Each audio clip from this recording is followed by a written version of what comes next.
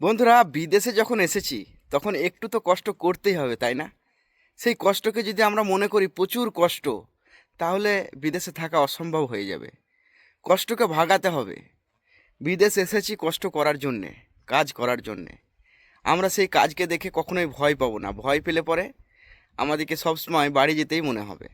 বাড়ির দিকে তো মন টানে, কিন্তু বাড়ি যাওয়ার জন্য তো আসেনি, কাজ করার জন্য এসেছি। পয়সার কাছে হারতেই হবে, উপায় নেই। পয়সা এমন একটা জিনিস। তো এই যে বস্তাগুলো রয়েছে, এই বস্তাতে অনেক জোড়া রয়েছে। এই জোড়াগুলোকে আমাকে দিতে হবে খেজুর গাছে।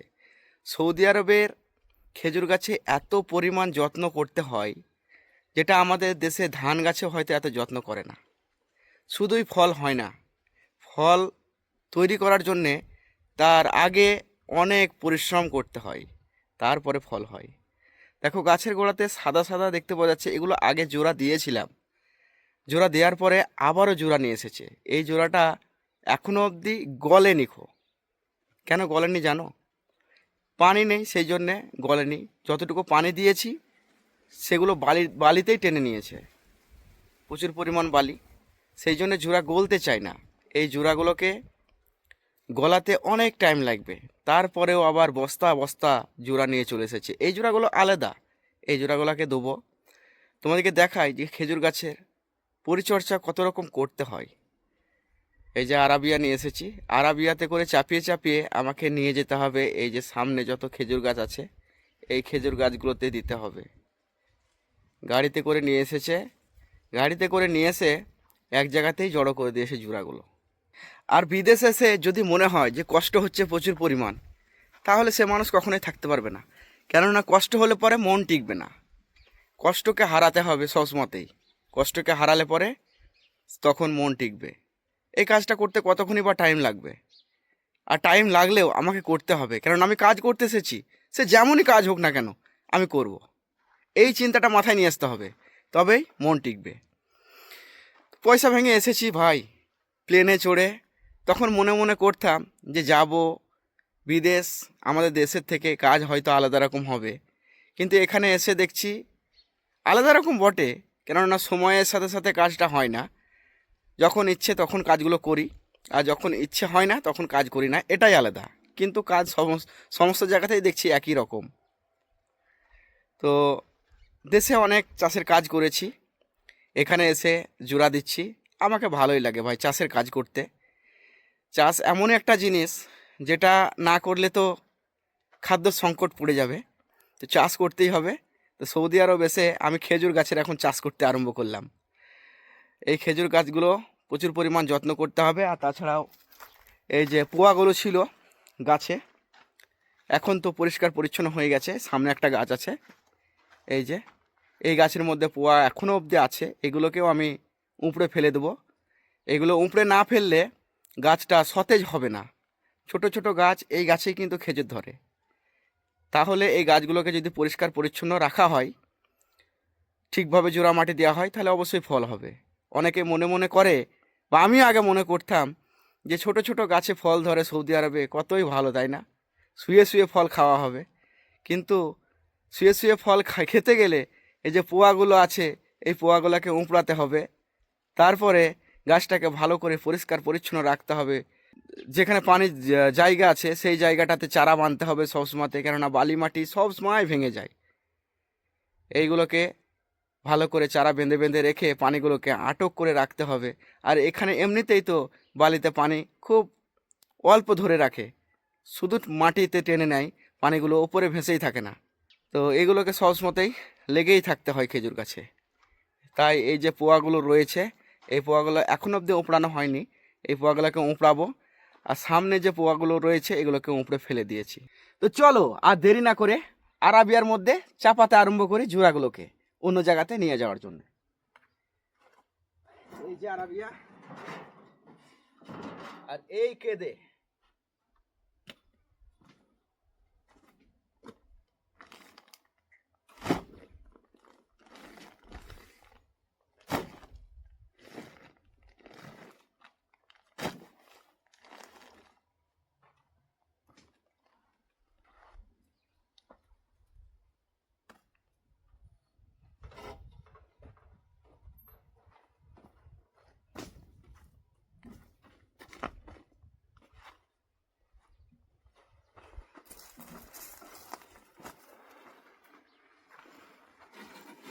এক একটা বস্তা মনে হয় 25 কেজি করে ওজন হবে। এগুলো জৈব সার। জৈব সার খেজুর গাছে লাগবেই। অনেকেই দেয় না জৈব সার, অনেক রকম জোড়া আছে, তবে আমার কপিল জৈব সারটা দেয়।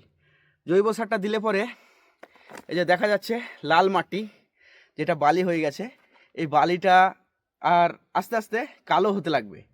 আর কালো হলে পরে সেই মাটিটা তখন তো বুঝতেই পারছো, মনে হবে যে গাছ লাগার উপযোগী, জোড়াতে মনে হবে পরিপূর্ণ হয়ে গেছে। তাই জৈব সারটা আমার কপিল দেয়। আর জৈব সার দেওয়াটা আমি তো বলবো যে ভালোই বটে। এই যে এক একটা বস্তা 25 কেজি করে ওজন হবে। ও, তো চলো এবার গাছের গোড়ায় গোড়ায় দিতে লাগি জোড়াগুলো।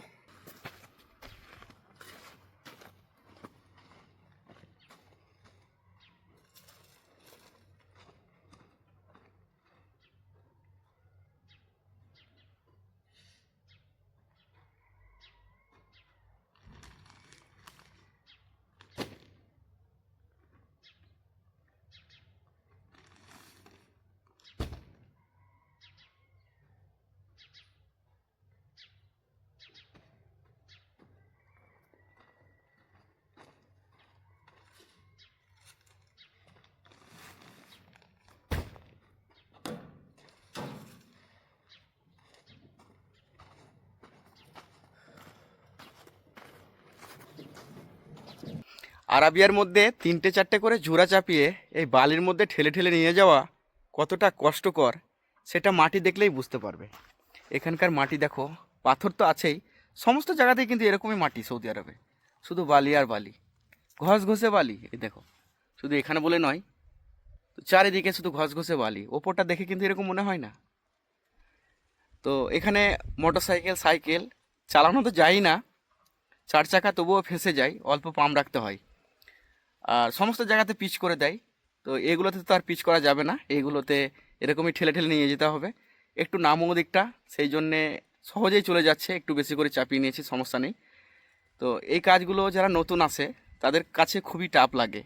কেন টাফ লাগে? কেননা আরবিয়া এমন একটা জিনিস, হয়তো ডান ডান দিকে টান মারবে, বাঁ দিকে টান মারবে, 1 চাকা গাড়ি যেহেতু, আর বালিতে প্রেসার দিয়ে ঠেলতে ঠেলতে নিয়ে যাওয়া অনেক কষ্টকর। এখন আমাদের অভ্যাস হয়ে গেছে, আমাদেরকে আর কিছু লাগে না।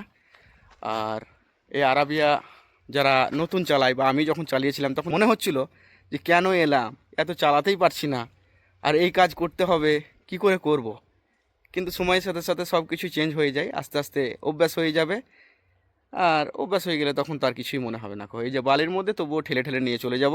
এখন আমি আরাবিয়াটা নিয়ে যাব প্রত্যেকটা গাছের কাছে কাছে, এই জোড়াগুলোকে নামিয়ে দিই। চলো বন্ধুরা, এবার এই জৈব সারকে গাছের গোড়ায় কেমন করে দিতে হয়। অনেক জায়গাতে পানির সংকটের জন্যে মাটিগুলোকে খনন করে মাটির ভিতরে ভরতে হতো এই জৈব সারকে। কেননা জৈব সার এমন একটা জিনিস, যদি না খোঁতায় তাহলে সেই জৈব সারটা কাজে লাগে না। সেই জন্যে এই যে জৈব সার আছে, এই জৈব সার আমি এখানে শুধুমাত্র এখানে এরকম করে কেটে দেবো। দেখো, ও শুধুমাত্র প্যাকেটটা কেটে দিলাম, প্লাস্টিকের প্যাকেট অবশ্য, সেই জন্য কাটতে হচ্ছে।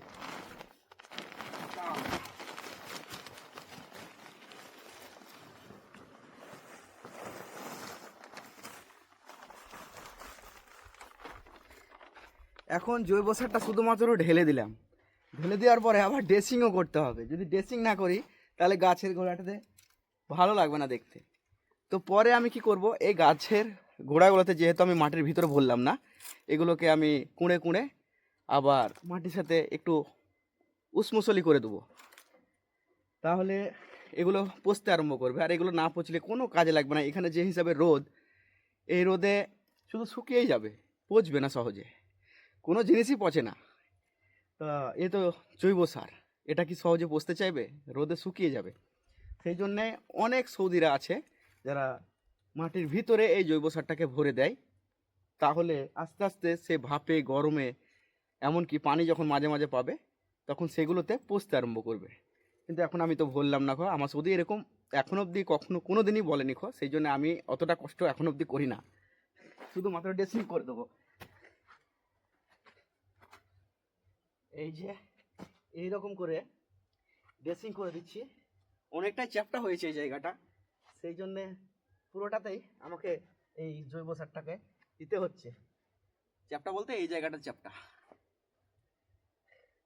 তো বন্ধুরা, একটা খেজুর গাছে জৈব সার এরকম করে দিতে হয়। চারিদিক ছড়িয়ে দিলাম। এবার পানি আস্তে আস্তে পাবে, মাটির সাথে যখন মিশে যাবে তখন খুঁটিয়ে যাবে। খেজুর গাছটা অনেক সুন্দর লাগছে, দেখো অনেক পাতা। যত খেজুর গাছে পাতা থাকবে তত কিন্তু খেজুর ধরার সম্ভাবনা থাকবে। আর পাতা গজায় শুধুমাত্র এই জোড়া আর পানির কারণে। ঠিকঠাক যদি পানি পাই, ঠিকঠাক জোড়া পাই, তাহলে গাছ সতেজ থাকবে। গাছ সতেজ হলেই পাতা নতুন নতুন গজাতেই থাকবে। এমনকি ফল আসবে যখন, তখন সেই ফল প্রচুর পরিমাণ আসবে।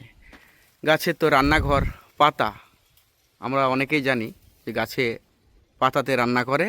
আর পাতা যদি বেশি বেশি করে হয় তাহলে সেই গাছ তো সতেজ থাকবেই। পাতা বেশি গজানোর জন্যে এই জোড়াগুলোকে দিতে হচ্ছে। আমাদের দেশে হয়তো খেজুরের চাষ করে না, তাই তো এরকম করে পরিচর্যাও করে না। আমাদের দেশে ধান চাষ বা অন্যান্য চাষ যেগুলোতে জৈব সার দিলেও সেই এরকম করেই ছিটাতে হয়। তো এখানে গোড়াতেই দিয়ে দিচ্ছে। আমরা জানি যে গাছের গোড়ায় জোড়া দেওয়াটা ঠিক নয়, একটু দূরে দিতে হয়। কিন্তু খেজুর গাছের প্রচুর পরিমাণ ক্ষমতা, এদের লবণ পানি যেহেতু খেয়ে বড় হয়ে যাচ্ছে, তাহলে জোড়া দিলেও সমস্যা হয় না। সেই জন্য জোড়াটা কাছেই দিচ্ছে। একটু যদি দূরে দেওয়া হয় তাহলে যে কোনো গাছের পক্ষেই কিন্তু ভালো। কিন্তু এখানে তো এরকমই নিয়ম। আর আমার কথাই তো আর দূরে দিবে না, এই গাছের চারার মধ্যেই জোড়া দেয়, গাছের চারার মধ্যেই পানি, সব কিছু তো দিতেই হবে, উপায় নেই। তো এই জৈব সার এমন কিছু পাওয়ারওয়ালা নয়, শুধুমাত্র মাটিটা পচন ধরাবে, সেই জন্যে এই জৈব সারটা বেশি বেশি করে দিয়ে থাকে। আর 10-26 আর এগুলো খুব অল্প পরিমাণ দেয়, বেশি দেয় না। তো বন্ধুরা, ভিডিওটা যদি ভালো লেগে থাকে তাহলে সাবস্ক্রাইব করে রেখে সাথে থাকো নতুন নতুন ভিডিও পাওয়ার জন্যে। তোমরা যদি আমাকে সাপোর্ট করো তাহলে আমাকেও ভিডিও বানাতে ভালো লাগবে। তো নতুন ভিডিওর জন্য অপেক্ষা করো। ততক্ষণের জন্য টাটা, বাই বাই। সকলে ভালো থাকো, সুস্থ থাকো, হাসি খুশি থাকো।